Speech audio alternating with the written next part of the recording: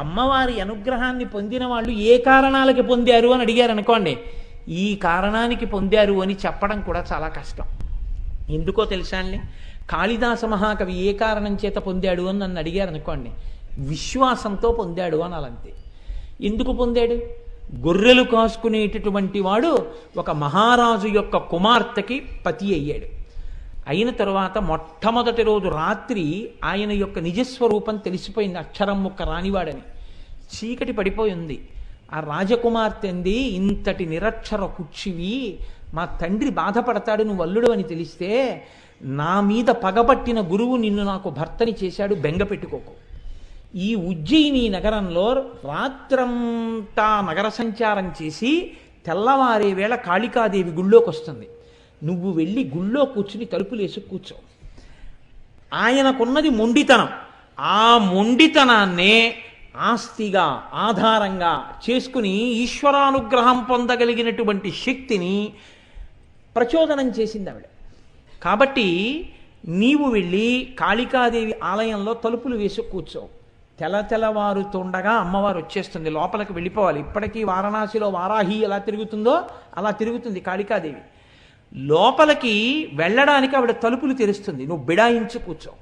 ఎవడు రా లోపల తలుపులు తీ అంటుంది. నువ్వు ఆయనకేం రాదు అప్పటికి కాళిదాసు గారికి. 2 మాటలు చెప్తా, ఈ 2 అనుంది. ఏమిటన్నారు? కాళీ విద్య, కాళీ విద్య, ఈ 2 మాటలే అను. ఆయన అన్నాడు విద్య అనలేకపోయాడు కాళిదాసు గారు. కాళీ ఇద్య, కాళీ ఇద్య అన్నాడు. పోనీ అదే అను. ఈ మొండితనం అమ్మవారి దగ్గర చూపించు. వెళ్ళిపోయి కాళికాదేవి గుళ్ళో కూర్చున్నాడు. వచ్చేసింది తల్లి తెల్లవారుతుండగా. తలుపు చప్పుడు చేసింది, తీయలేదు. తోసింది, తీయలేదు. ఎవడ్రా లోపల తలుపు తీయండి.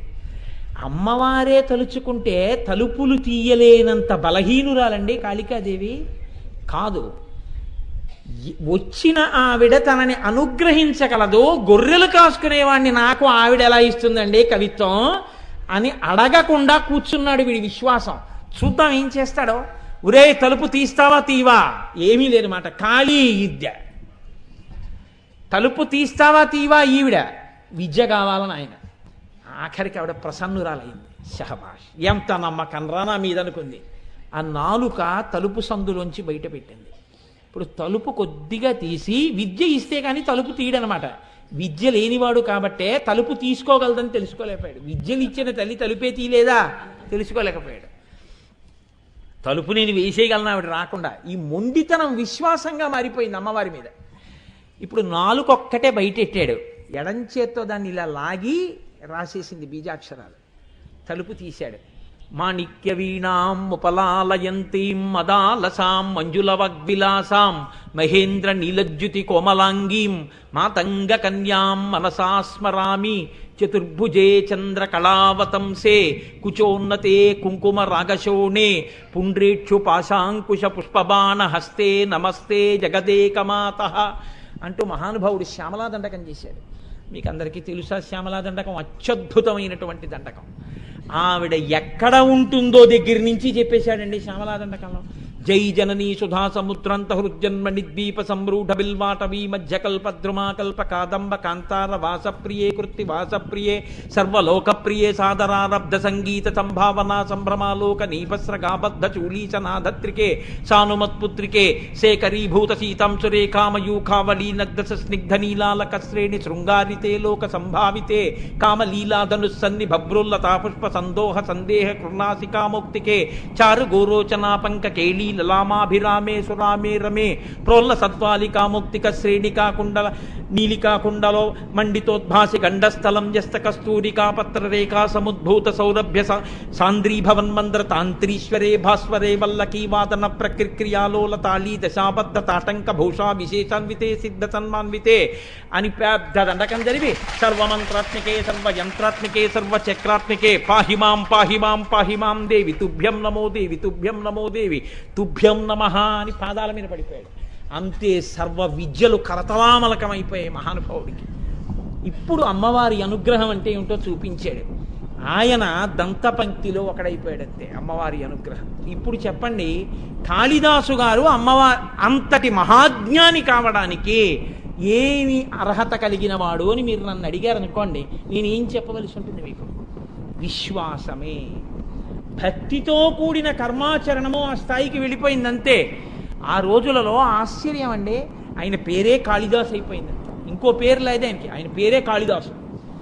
మహానుభావుడు ఉజ్జయిని రాజ్యంలోకి వెళ్ళి ధారానగరానికి వెళ్ళారు, భోజరాజు గారు పరిపాలిస్తున్న చోటికి.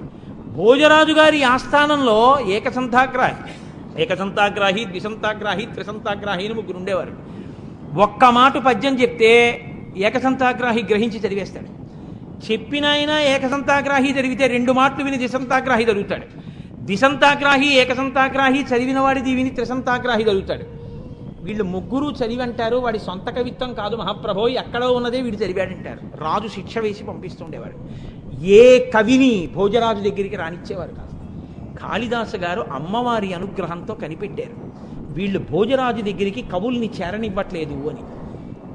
ఏమీ తెలియని వారిలా వెళ్ళారు వీళ్ళ దగ్గరికి. వెళ్ళి, అయ్యా నేను పేద బ్రాహ్మణుండండి, ఏమి ఐశ్వర్యం లేదు, భోజరాజు గారి దర్శనం చేయిస్తే ఓ శ్లోకం చెప్తాను, దానివల్ల నాకేమన్నా 4 రూకలు ఇస్తాడనుకుంటున్నాను. తప్పకుండా చేయిస్తాం, కానీ నీకేమొచ్చో శ్లోకం చెప్పు అన్నారు.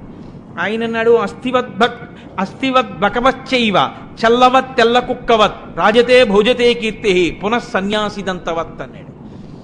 భోజరాజు గారి కీర్తి ఎలా ప్రకాశిస్తోందో తెలుసా? అస్థి అంటే ఎముక. ఎముక ఎంత తెల్లగా ఉంటుందో భోజరాజు గారి కీర్తి అంత తెల్లగా ఉంది. బకవచ్చైవ అంటే కొంగ ఎంత తెల్లగా ఉంటుందో భోజరాజు గారి కీర్తి అంత తెల్లగా ఉంది. చల్ల అంటే మజ్జిగ ఎంత తెల్లగా ఉంటుందో అంత తెల్లగా ఉంది. తెల్ల కుక్కవత్, తెల్ల కుక్క ఎలా ఉంటుందో అంత తెల్లగా ఉంది. రాజతే భోజతే కీర్తి పునఃసన్యాసిదంతవత్, సన్యాసి దంతాలు ఎంత తెల్లగా ఉంటాయో అంత తెల్లగా ఆయన కీర్తి ఉంది. దానికి వివరణ మాత్రం నన్ను అడక్కని లేనిపోవడం. కాబట్టి పునఃసన్యాసిదంతవత్, సన్యాసిదంతాలంత తెల్లగా ఆయన కీర్తి ప్రకాశిస్తోంది అన్నారు. ఇప్పుడు ఈ శ్లోకం విని వీళ్ళు అనుకున్నారు, ఇంత చేతకాని కవులున్నారు లోకంలో అనుకుంటాడు రాజు, వీడిని తీసుకెడదాం అనుకున్నాడు. ఈయన ఆ కవులు మాట్లాడుతున్నప్పుడు కనిపెట్టారు, ఏకసంతాగ్రాహికి కొద్దిగా నత్తి ఉంది, టకారం డకారం మకారం నకారం పలకదు, బాగుందనుకున్నాడు. మర్నాడు రావయ్యా తీసుకెడతాం భోజరాజు గారి దగ్గరికి అన్నారు. తీసుకెళ్ళారు భోజరాజు గారి దగ్గరికి. తీసుకెళ్ళి కూర్చోపెట్టారు. ఈయన ఒక కవిటండి, మీకు ఏదో శ్లోకం చెప్తాట అన్నారు. ఏది చెప్పమన్నారు భోజరాజు గారు. ఏకసంతాగ్రాహి తిరిగి చెప్పే అవకాశం లేని పద్యం చెప్పాలి. అటువంటి శ్లోకం చెప్తే నత్తున్నవాడు మళ్ళీ పలకలేడు. కాబట్టి ఇప్పుడు కాళిదాసు గారు అన్నారు, షజ్జామజ్జకరాజ్య వీజ్య వసుధాజ్జాలాంశ్చమజ్జాకిరే జిట్కేట్కిక్కి ధరే ధరే ఖణఖణ ఖజ్జూర విడ్భ్రమ లుడ్భ్రం లుడ్భ్రమ లుడ్భ్ర లుడ్భ్ర యుధపాడ్గ్రడ్గ్రడ్గస్తథా పాదౌటేటి పటేటిటేటిటు రసత్ప్రఖ్యాతి సత్యాదయ అన్నారు. అందులో ప్రారంభమే జకారం. షజ్జామజ్జకరాజ్య వీజ్య వసుధాజ్జాలాంశ్చమజ్జాకిరేట్కిక్కేట్కిక్కి ధరే ఖణఖణ షాజ్జూల లుడ్భ్రం భ్రమ. ఈ మాట అనేటప్పటికీ వాడు అదిరిపోయాడు ఏకసంతాగ్రాహి. ఇది ఏమిట్రో, ఈ జకారాలు ఏమిటి, ఈ అల్లరేమిటి, ఈ శ్లోకం ఏమిటి, పాదౌటేటి పటేటిటేటి టకారం ఏది పలకదు, అలా ఉండిపోయాడు. ఇదేమిటి నిన్న చెప్పిన శ్లోకం ఏం వాళ్ళు చెప్పట్లేదు ఏమిటి. ఇప్పుడు ఇది వినగానే భోజరాజు గారు తూర్పు దిక్కుకున్నవారు ఠక్కని దక్షిణానికి తిరిగారు. ఇలాంటివి ఇంకొక 3 శ్లోకాలు చెప్పారు. 3 దిక్కులు తిరిగి 4 దిక్కుల రాజ్యం నీకు ధారపోసేస్తున్నాను అన్నారు. ఇప్పుడు ఆయన తన ప్రజ్ఞ చెప్పాడు. మహారాజశ్రీమన్ జగతి యశసా తే ధవళితే పయఃపారావారం పరమ పురుషోయం మృగజతే కపర్దీ కైలాసం కరివరమ భౌమం కులిశభృత్ కళానాథం రాహు కమల భవనో హంసమధునా అన్నారు.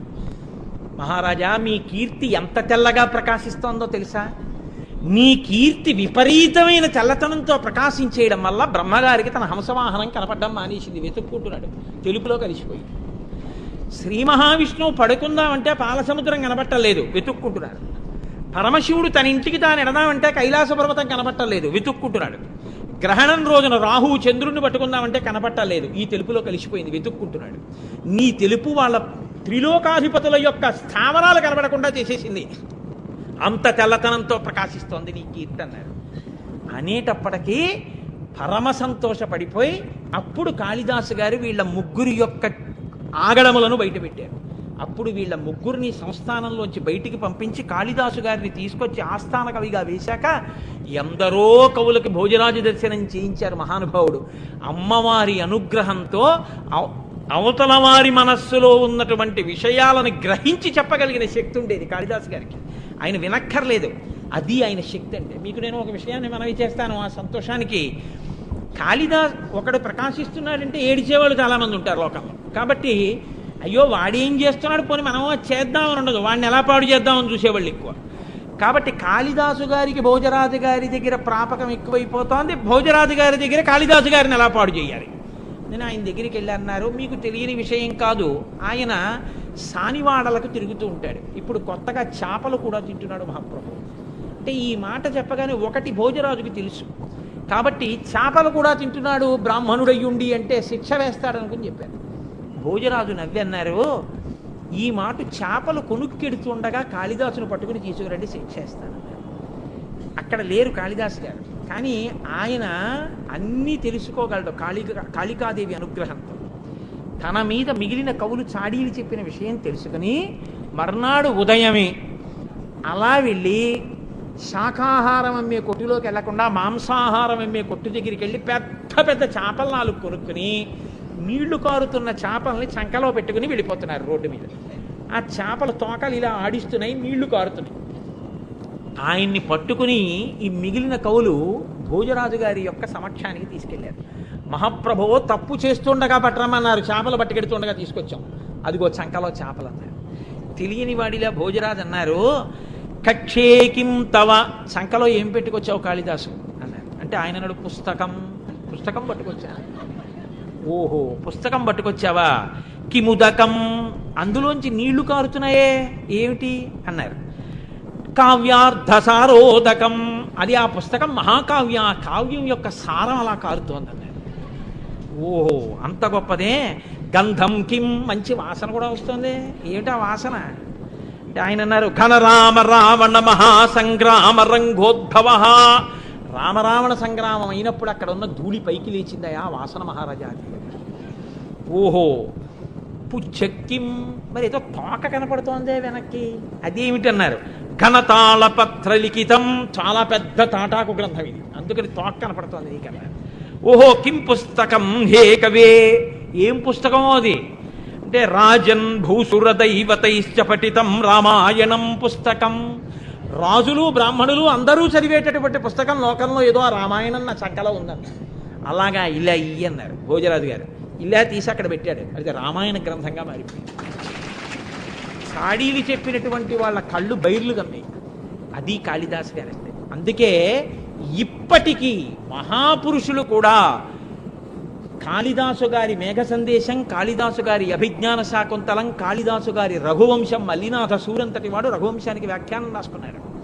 కాబట్టి ఆ మహాపురుషుడు చెప్పినటువంటి మాటల్ని ఇప్పటికీ కూడా అన్వయం చేస్తారు. చంద్రశేఖర పరమాచార్య స్వామి వంటి మహాపురుషుడు కూడా కాళిదాసు గారు చెప్పినటువంటి విషయాల్ని ఎన్నింటినో తన అనుగ్రహ భాషణాల్లోకి అన్వయం చేసేవారు. అంతటి మహాకవి అయి ప్రకాశించారంటే ఆయన నోటి వెంట వచ్చినది సత్యమైపోయేది. ఆఖరణ అదే భోజరాజు గారి మరణానికి కారణమైంది, మళ్ళీ భోజరాజు గారిని పుట్టించడానికి కారణమైంది, ఆఖరికి ఇద్దరు చంపూరామాయణం విని తరించడానికి కారణమైంది.